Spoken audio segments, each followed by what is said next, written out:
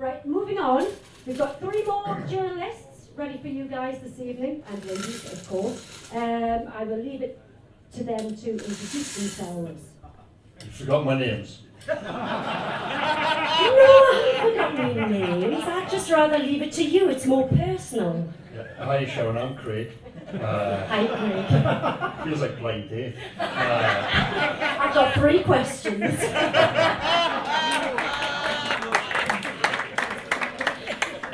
Yeah, I'm Craig Hope from the Daily Mail.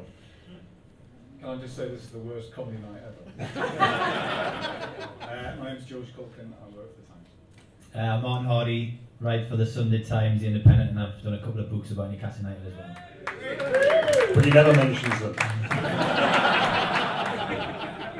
Thank you. Right, well, moving on. My first question to number 1. Any of you can answer, actually. Right, it's quite a long one. Again, these questions have been... I didn't mean that. Well, come on, you lot, behave yourselves. Moving on. Rafa Benitez seems to have upset people in the football industry who have no connection to Newcastle United. Simon Jordan, Jamie Carragher, Adrian Durham, for example, all wanted Rafa to stop talking about transfers. Does this affect Rafa, and do the panellists believe this is a targeted PR campaign against Mike Ashley? I presume the question means a PR campaign against Mike Ashley from Rafa Benitez. I presume that's what it means, but... Explain. Well, there's a targeted campaign against Rafa by TalkSport, by Jamie Carragher. Against Rafa, right. No, I don't think so. Listen, I mean, I'll pick Jamie Carragher in isolation. He's someone who wrote for my paper, the Daily Mail, until this summer. Someone I exchanged text messages with, and Jamie told me over a year ago, or certainly in January, when Rafa first started grumbling about budgets and transfers and power and promises and all the rest of it, he said, watch out. He marked my card, he said, come this summer, it'll all start again. We never expected it to start in the middle of June. That was quicker than any of us had imagined. So I don't think it is a campaign against Rafa, because it is true that Rafa Benitez does engage in politics. He does use the media, he uses us. I mean, we have, to give you a bit of insight, we will have off-the-record chats with Rafa for sort of 15, 20 minutes after every press conference, and he's not doing that just to pass the time of day. He's doing that to sort of colour our thinking, to give us the inside track on what he believes to be the truth at Newcastle United. But I just think that there's people out there, the likes of Jamie Carragher, Simon. I think Jamie Carragher and Simon Jordan are different. I think Simon Jordan saw it from a chairman's point of view, and he was almost like, shut the F up, you get on with the job of managing the team. Whereas Jamie Carragher looked at it from a player who would be in his dressing room, had experience of it at Liverpool, had been through it all before with Hicks and Gillette, and he just saw it coming basically, which he was 100% on the money. But And nobody cares what Adrian Durham thinks. no, I didn't mention it. So Simon Jordan, Adrian Durham, and Jimmy Carragher are fundamentally 3 talking heads, right? So that there is the opportunity to have a dig at Newcastle United. It's not necessarily that personal as much as the fans think it is. It's just, this is a club to have a pop at, that more people become involved in the debate. So it's not Swansea or Burnley. This is a big club, which the paradox is they will then kick down for that they perceive as not being a big club. By every time they mention that, they prove that the club is one of the biggest in the country still, despite what's happened for the last 10 years. What I would say, I disagree fundamentally with what Craig said there. Rafa Benitez did not pick the fight in January. The club didn't give him the 2 players that he thought he needed. This summer, you know, he's looking for a centre forward, a goalkeeper. They were the 2 first bits of business that should have been done within the first week of the transfer window opening, and the transfer window shuts and they're still not done. That's not somebody picking the fight. And any manager that's done well, let's start with Kevin Keegan, he put pressure relentlessly on the board of directors. He fought with Hall, he fought with Shepherd to make the club better. So if the manager is doing that at the minute, that's for the betterment of the club. Yeah, and that's one of the things that's most difficult to get your head around what's happened this summer, because they've actually gone out and for the first time ever under Mike Ashley, they've appointed somebody who will push them.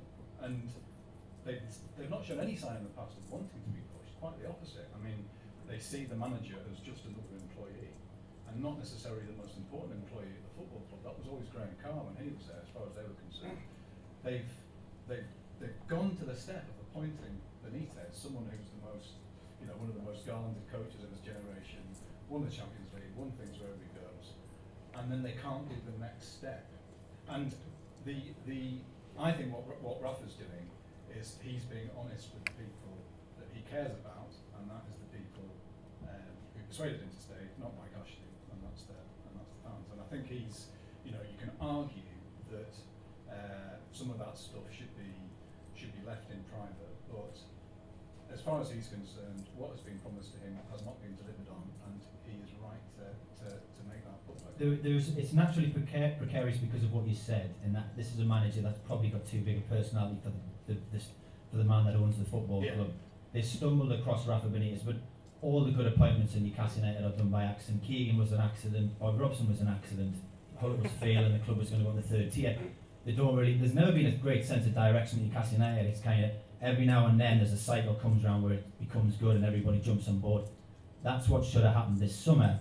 And in 3 months, which I always say it's like dog years, 3 months in Newcastle United feels like about 10 years. So 10, from May we end up here and everybody's down and feeling down about it. The failing really, they have spent money this summer, which they will argue between about 40 and 50 million. They haven't got in physically anywhere near as much as what's being reported. But the market changed the second that Jordan Pickford moved for 30 million. At the time, I'm sure most people would say that felt like a lot of money. Now it feels like a bit of a bargain. You have to react to the market, and the one failing consistently is the lack of urgency in terms of what they do in the transfer market. So they miss.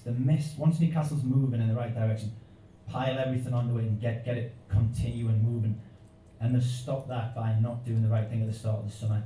And whichever players it was that Benitez wanted, which was Tammy Abraham, Willie Caballero, the forward that went to Everton, it had to be done fast to let it be shown that he was the person making the decisions.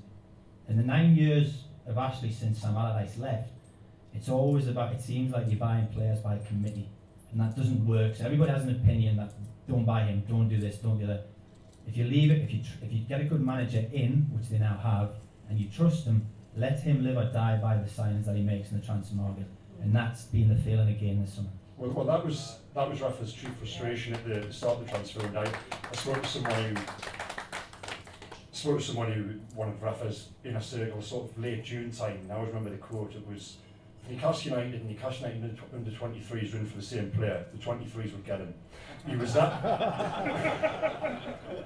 He'd lost so quickly. He'd lost all faith in the club's ability to get a deal over the line. He thought that he had done. We're going to hold ground a little bit, but he thought that he'd done the groundwork for Tammy Abraham. He went to St George's Park on his wedding anniversary to persuade Tammy Abraham, this is the club for you. I'm Rafa Benitez. It was all done. There was a delay. Rafa blamed the club for that, similarly with Willie Caballero. So my point wasn't, Martin, earlier that Rafa was wrong for what he was doing.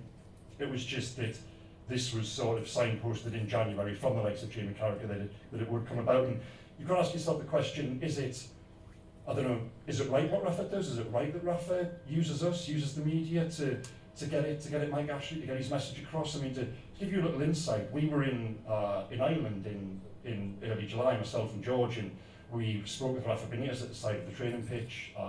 And after you finish interviewing the manager, you have a little huddle amongst yourselves where you determine what you're going to write, what you're going to do. And Rafa went away and did a television interview, and he came back and he burst in amongst us, didn't he? And he said, listen guys, just to be sure you know exactly what I'm saying. He was almost writing the intro for us. And he was putting everything at Mike Ashley's door. That was the interview whereby, to keep his word. Yeah, it was such a strong phrase. I hope Mike Ashley keeps his word. I'm confident that he will.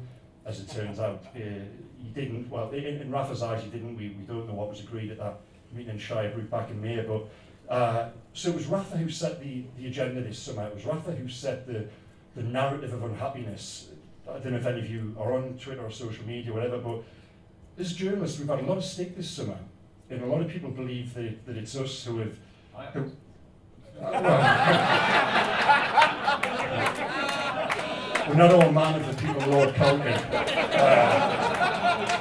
See, St. George of Gospel. Yeah. Captain Quill, he's known as.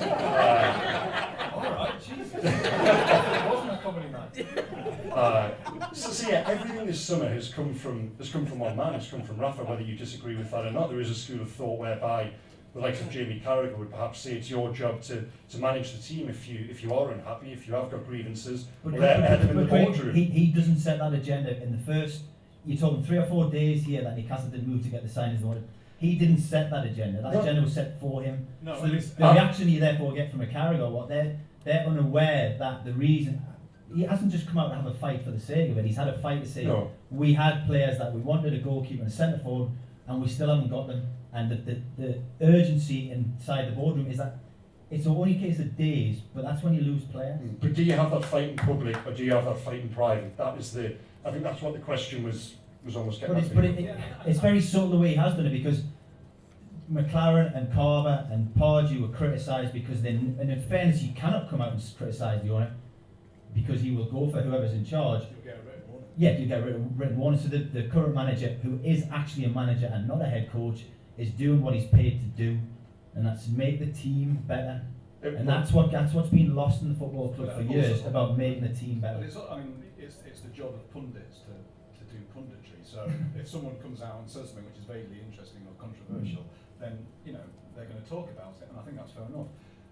It misses the entire point of what's happening at Newcastle, which is any blame for what's happened, which I think is what you're saying. Any blame for what's happened, if that's the right word, has got nothing to do with Rafa. It's got to do with the people at the top of the football club. The reason we all feel like we're feeling, and people in this room are feeling that they're doing, is because, basically, as far as I'm concerned, it's time that we stop making excuses for Mike Ashley, and it's time we stop saying, has he learned his lesson? Maybe this time he'll learn his lesson. It's time we stop putting it in context and say that the bloke is poison when it comes to Newcastle, and Newcastle will never get better.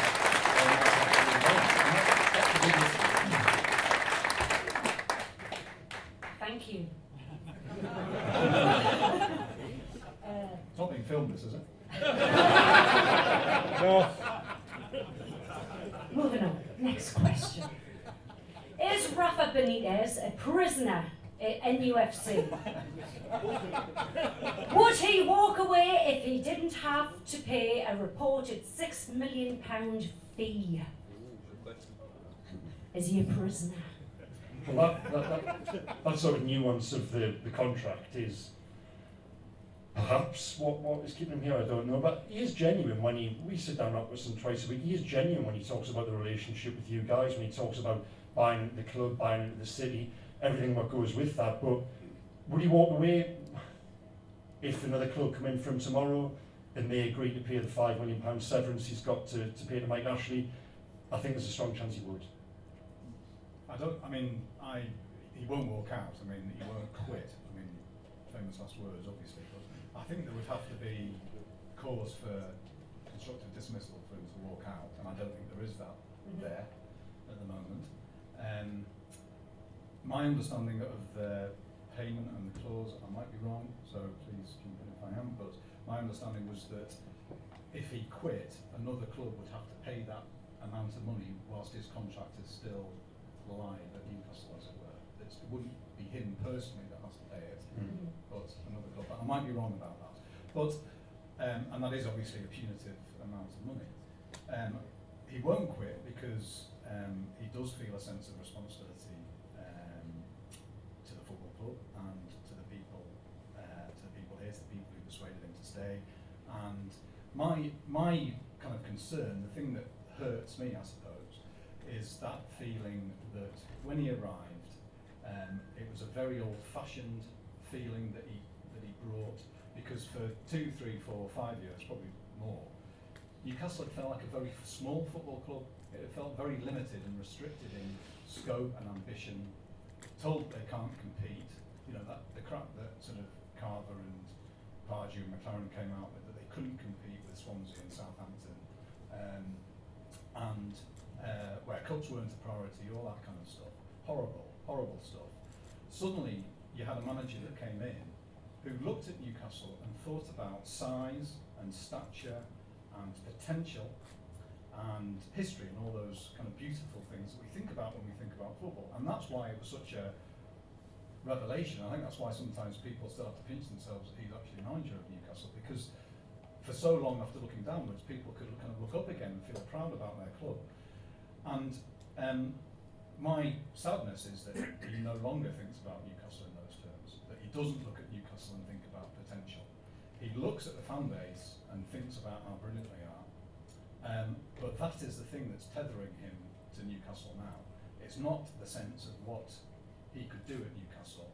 It's about that shrinking again. So I think the best scenario, probably, I mean, he's got a contract, let's not forget that, but the best scenario is that he gets Newcastle to the end of the season, God willing, keeps them up, and then has to think about something else, because this isn't what he signed up for. This isn't the club that he thought he was joining, and there will be a quote-unquote better offer elsewhere. And his mind, just quickly to go back, I think it was 2 Fridays ago, and Rafa wasn't provoked here, and it just gives you a little snapshot of how his mind has changed. We asked him, I forget what the question was about, but Rafa gave us a completely different answer, which he dropped in, I'm no longer thinking long term. Now, if you go back just even to May, when he signed the 3-year contract and the statement accompanying the announcement he was staying on at the club, he used the term long-term vision. He was talking about a project here, that word project. He said to us last Friday, I'm no longer thinking about that. So that just gives you an insight into his thinking, that he's looking at this as short-termism basically. He's got a decision to make. Do I try and, in the short term, preserve my reputation, get the best out of what I've got, try and keep them up, stay on the side of the supporters, not walk out on them, as George said at the end of the season, assess his options, and I think that is probably the best case scenario for Newcastle right now. I think to start with, it's probably fair to say that it was a bit of a beautiful romance and an unexpected romance. Now you'd probably say that it's a bit of a marriage of inconvenience, which is a fairly damning way to kind of characterise the last 3 or 4 months. I was fortunate enough to sit with Rafa in his office on the Thursday before Newcastle won the championship, and at that point the club felt like his home, and he was here for a long term. And the conversation, and he's got reams and reams of bits of paper and folders on footballers, and the scrutiny that you hear that he does for his football team is correct. He's a football obsessive. We were there for about 4 or 5 hours. It just goes on and on. He just loves the game, and he was pouring that into Newcastle United at the time. And at that point, the conversation was, where can you lead this football club? And it was, and I'm going top 10, top 8. He went higher, went 5th, 4th, 5th. He said 5th place, and we can push for Europe. That was the level that he was at, and I think that was the level of ambition, and that was the level of hope. There is the geographical reason why he's at the club. He wanted to stay in England. Newcastle was the biggest club that he could find to come and try and push on his ambitions. And at that point, he said, if you do everything correct, at some point you'll start winning cups. And the league title for Newcastle, I don't think we're ever going to get back to where Newcastle was under Kevin Keegan, unfortunately. But he said if you do it right often enough, the cups start to come, and he thought that's the way forward. League Cups, FA Cups. Now, as Craig said there, it feels a shorter term project. The person that, maybe this is the paradox here, Newcastle United had to keep Rafa happy, I feel. And if that meant pushing themselves a little bit far in the summer, and I think they were genuinely surprised at the prices of the transfer market. They're also surprised that they didn't sell a lot of the players. But at the same time, that was the time to push things out and keep Rafa happy. Now I don't think he's a happy manager. I don't think he's going to leave the football club in the short term, but the long term, there's a huge question mark over that. And there's recently in May there wasn't, and that's why George has alluded to that. It does feel, it was a euphoric club on that last day of the season. Nobody will ever forget that feeling when Aston Villa of all teams did Newcastle a favour. You thought, something good's about to happen here. And now we're here pontificating about the club getting it wrong again. It feels like a massive missed opportunity. It's so sad that we shouldn't be sat here. We should be sat here talking about one of Martin's books. It should I talk about my books? It should be a happy time, and it just does feel like such an opportunity missed.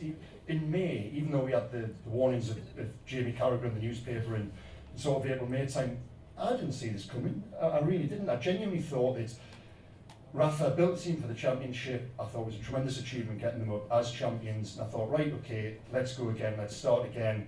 The richest season in football history they were entering into. There was no reason not to give it a good go. They've got Rafa Benitez, for God's sake. It's Rafa Benitez. He was manager of Real Madrid 18 months ago. Why not give it a good go? And it doesn't even make business sense. If Mike Ashley is giving Rafa Benitez 15, 20 million pound net spend, as we're led to believe, and Rafa doesn't think that's enough to stay in the Premier League, which he said to us he doesn't, well then you lose all of that. What's the point? Give Rafa what he wants to build a squad, to build a team, which you think is good enough to stay up, and in the long term, if it comes back to a balance sheet, then you'll have more money. So I just think it's so sad and baffling, and a lot of the numbers for me still don't add up. No. The warning signs were there in January when you think back on it. The fact that he wanted the two players there, and I won't go over that history again, but they didn't come, and they may have been, I'm sure they had their financial whatever reasons for doing that, but that sense of what Rafa wants, what Rafa gets, came to a juddering halt in January. January the 30th, do you remember it? We sat at the training ground with Rafa the day before the deadline day, and we hadn't really seen it coming. We knew he was after Andros Townsend, and he really laid it on the line. It was, get me Townsend or I could go. And during that month, Ashley, who's absentee landlord, had started going to games again, and he'd gone with Graham Carr, who was completely marginalised and hadn't been insulted by Rafa at all. I think they had a perfectly decent personal relationship, but he hadn't been involved substantially. And Ashley started going to games. Now there's lots of conspiracy theories about why that might have been, that Ashley wasn't happy with the League Cup teams playing a strong team in the League Cup, and it was almost as if he was keeping an eye on what was going to happen next and what the team was going to be in the league matches and stuff like that. But he never spoke to Rafa, and I find that staggering. You put so much effort into getting him, and you say what he wants, he gets, and you've got this fella who is this hugely substantive figure in football, and you don't sort of make an effort to make a fuss of it. It makes it sound like Benitez is a diva, and I don't mean that. But then there was also that kind of quite strange and tense 2 or 3 days once promotion had been secured, or was it even the championship, and the call from Ashley didn't come. And a day went by, and 2 days went by, and 3 days went by. I can't remember what it was exactly. And in the cosmic sphere of things, it's not a long time, it's pretty meaningless. But you would think that might be the first phone call you might make. And I know he's a businessman, and I know he's got other interests, and so anyway, so there was a sense from January that there was an awkwardness there that either had to be resolved or it would fester, and it's festered. I mean, we can dissect this all night, and probably will, and beyond. I don't necessarily think this is the model of running a football club that Mike Ashley would prefer, whereby a lot of power, or the majority of power, goes to a man inside the dressing room. I'm sure that we're going to touch on this later on in terms of the potential sale of the club, which was one of the reasons for the television programme.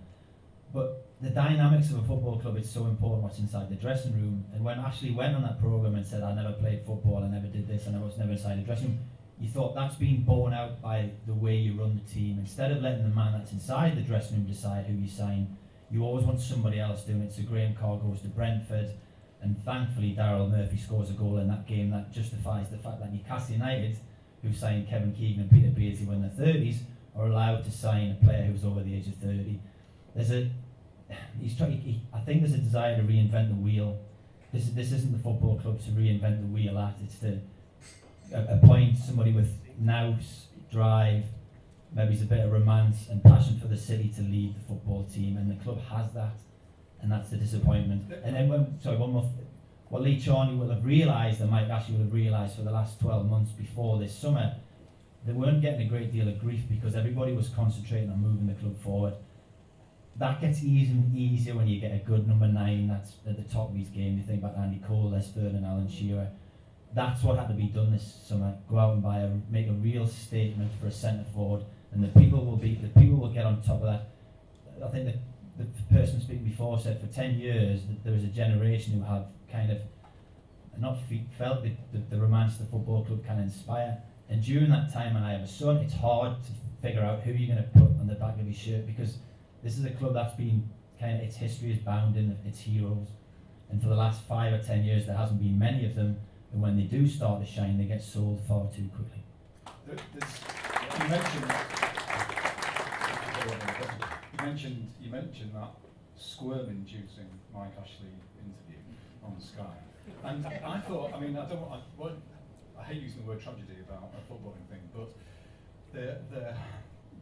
well, I'll have to say it because I can't think of anything else, but the tragedy of that was that he felt able on that to apologise to Chris Hughton, to Sam Allardyce, to, far more importantly, to Kevin Keegan and Alan Shearer, and it was shown on the day that he came to a game against Tottenham Hotspur, and he couldn't, I mean, so he had, to give him credit, if we have to, he had the wit to give that apology, but he didn't have the wit to see history repeating itself right in front of his eyes. Extraordinary. Thank you. George used the word interview there. I think it was more party political broadcast. Indeed. Moving on, right to the floor. Any questions out there? Any questions? Gentleman down there had your hand up first. You mentioned the Sky interview. Hang on. The microphone. You mentioned the Sky interview. What do you think about the interviewer? This has been recorded, no comment. Not a lot. Is that it? He played a significant part in the permanent manager that preceded Rafa. Sorry, explain that again. He played a pretty big role in the manager that got the job permanently before Rafa. Which translated, he's the blame for Steve Flipper McLaren. And then, sorry, there is a bigger issue here, and we can rattle off names: Derek Bias, Jimenez, Wise, you know, the new one, Jason Barnes. They are given a great, even Graham Carr by the finish, are given such a sense of power, and the position they have in terms of having Mike Ashley's ear often seems to the detriment of the club, because they don't understand this football club at all, and they plough on with decisions that don't necessarily mean anything for the club, but are beneficial for themselves. Well, I'll go one further than that. It's not they don't understand the football club, they don't understand football. There's a lot of guys here who've come in, and there's a power vacuum of football knowledge at Newcastle United. To give Graham Carr his credit, he was a football manager. He'd been in the game, he had good contacts throughout the game. Lee Charnley, Derek Lambias, Luke's pal Justin Barnes, to name a few, even Chris Mort, who came in at the very start of the Ashley regime and did a good job, but knew nothing about football. There's a lack of football knowledge there. Rafa really could probably do with a director of football type, a little bit of football knowledge above him, who he trusts. It's the way Newcastle is run is I mean, it's dysfunctional in so many ways, but it's very, very peculiar as well, and it's this tight circle around Ashley. And I'm thinking that the point you might be getting at is that, I might be wrong though, but Newcastle... You're never wrong, George. Newcastle are represented by a PR agency, and Ashley and Sports Direct are represented by a PR agency. It is a statement of fact to say that the interview you're referring to was at one time certainly represented by the same person, and that was on their website. That's a matter of public record. So were various peculiar other people like Linda Lusardi. I might have got that wrong. Nothing wrong with that. Russell Grant. Russell Grant. Chuckle Brothers. I think that's wrong. That's wrong. Derek Lambias's son, I think it was, designed the website of that company. There's a very, I mean, you can look at that, and if you were to say that makes you feel uncomfortable, I would understand why you would say that. What's the name of the company? Big pardon? What's the name of the company? It's Keith Bishop. Any more questions? Right, where are you going, Bill? Right, over here. Go ahead. Hello there.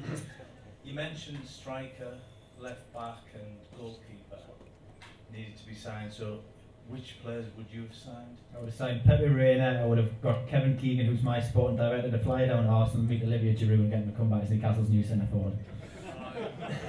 And the left back? George? Craig? Sharon?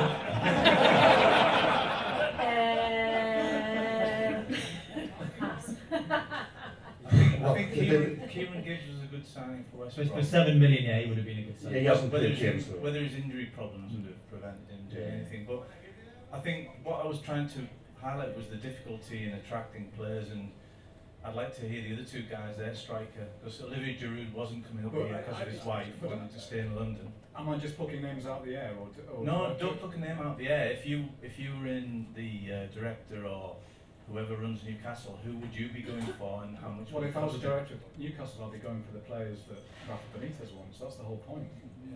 But It doesn't matter. It doesn't matter what I think. Well, to be fair, the Abraham deal was it was complicated because his agent is the same agent as Paul Clement at Swansea, which means you're at a disadvantage straight away. The actual figures though aren't massive, and there is another issue about whether Newcastle should be quite happy to effectively take a player on hire purchase for 9 months and then you give him back. I don't see a great deal of damage in that when you consider this summer the club can't get rid of players because they're on good deals. You know, getting rid of Grant Hanley was difficult because he was on 40 grand a week or whatever it was, and the deal was to Derby was done, but he didn't want to go. So, and that's a good point. Sorry, can I just? But I think there's something important there because there was a knock-on effect from what happened at the start. So, if you look at the cabinet, and so you can argue all night about people like Tammy Abraham and Caballero, and I know that the club would argue that either the money was too much, or that Newcastle were being played, and that other clubs were getting involved, and once Chelsea came in for Caballero, that's the end of this discussion, and that's absolutely fair enough. Benitez's point would be that he had those deals ready to go at that moment, and if the club acted then, they would have got them. Now, he may be wrong, but that is the argument that I believe he would give. The Florian Lejeune transfer is very interesting because there was a clause in his contract that once you meet it, he's effectively your player once you've done personal terms. Well, all that had been done, and it still took 3 weeks or a month for it to happen, and that's peculiar. Why? And because they didn't get Caballero, there was then an offer from Middlesbrough, I think it was, for Carl Darlow. So this is before they bought Darren Randolph, and at that point, Rafa felt that they should say no to that deal, which was quite an attractive deal, because he was worried that he wouldn't have a first choice goalkeeper. So if you miss one deal, there's a snowball effect that means you miss another deal, or you might not be able to get the player out that you want to get out. So that's and going back to the start of the window again, it's laborious, I know it is, but it's not just about him giving a list of names to Lee Charnley and saying sign them.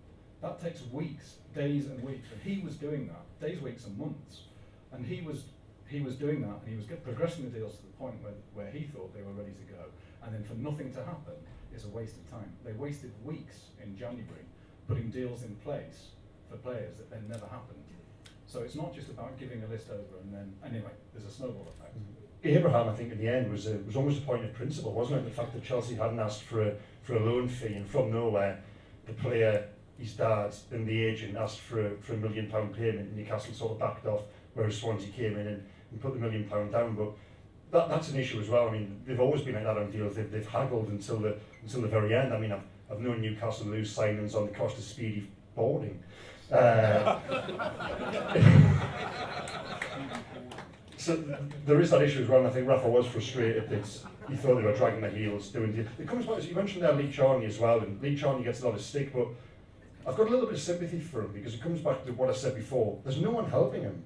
He's the one guy who's running pretty much the entire football club and probably promoted beyond his means, and he's the boy with his fingers in the dike. He's trying to do absolutely everything at the football club, so I know he gets a lot of stick, but the little caveat, I have got a little bit of sympathy with him. I think there needs to be more football people at the club helping out Lee Charnley, helping out Rafa.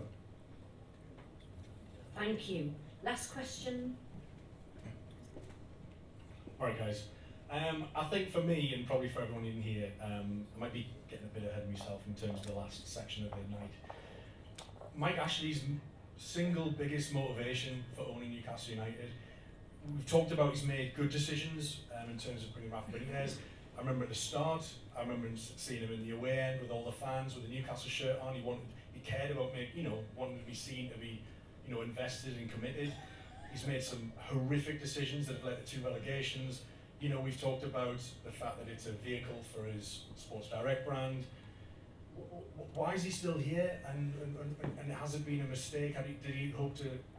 Is the whole thing just been that he expects this 400 million bid to come in from nowhere?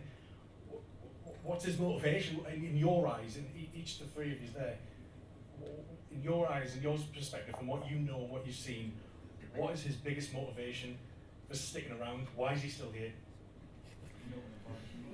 Well, he's still here because no one's paid enough money for him to sell, and he's asking for a prohibitive price. I think that's the simple answer to that.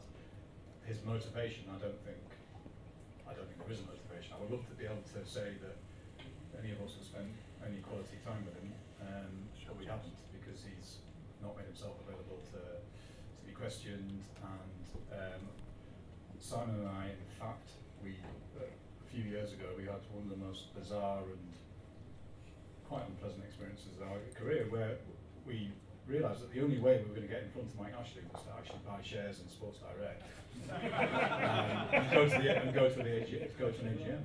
And we'd been to an AGM before and hadn't been allowed to ask questions because we weren't shareholders. So we went through this whole fucking shares nosedived as well.